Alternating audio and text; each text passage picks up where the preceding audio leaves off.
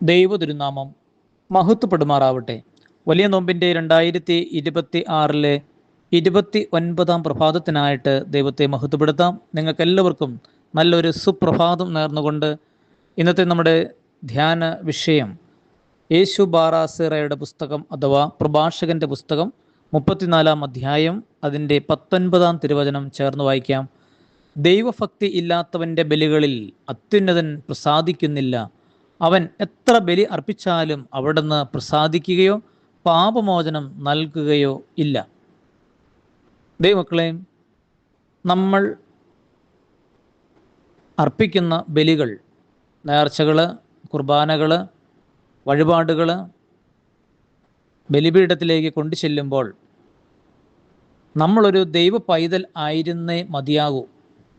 അങ്ങനെ ദൈവ പൈതൽ ആണെങ്കിൽ മാത്രം, അല്ലെങ്കിൽ ഒരു ദൈവത്തിൻ്റെ ഇഷ്ടം നിറവേറ്റുന്നവൻ, ദൈവഭക്തൻ ആയിരുന്നാൽ മാത്രമേ നമ്മളുടെ ബലികൾ പ്രസാദിക്കുകയുള്ളൂ എന്ന് വളരെ വ്യക്തമായി നമ്മെ ഇപ്പോൾ ഈ വേദഭാഗത്ത് പഠിപ്പിക്കുകയാണ്.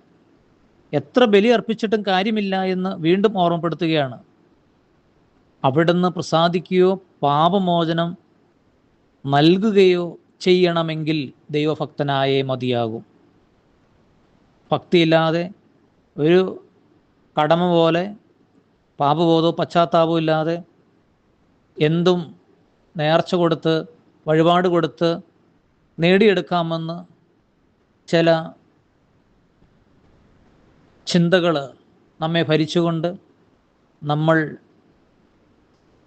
ദൈവത്തെ സമീപിച്ചാൽ നമുക്കൊന്നും നേടാനാവില്ല. എത്ര പാപമോചനം അല്ലെങ്കിൽ എത്ര വലിയ ബലികളുടെ അർപ്പണങ്ങൾ നമ്മൾ നടത്തിയാലും പാപമോചനം നൽകില്ല, ദൈവം പ്രസാദിക്കില്ല.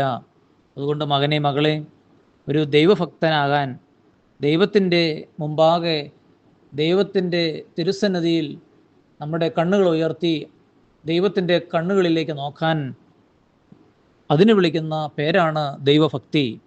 എല്ലാവർക്കും ആ ഒരു നിലവാരത്തിലേക്ക് ഉയരുവാൻ ഈ നോമ്പ് ദിവസം ഇടയാകട്ടെ എന്ന് പ്രാർത്ഥിച്ച് ആശംസിച്ചുകൊണ്ട് പ്രാർത്ഥനാപൂർവം പുത്തൂർക്കുടലിൽ ജയ്മോനച്ചൻ.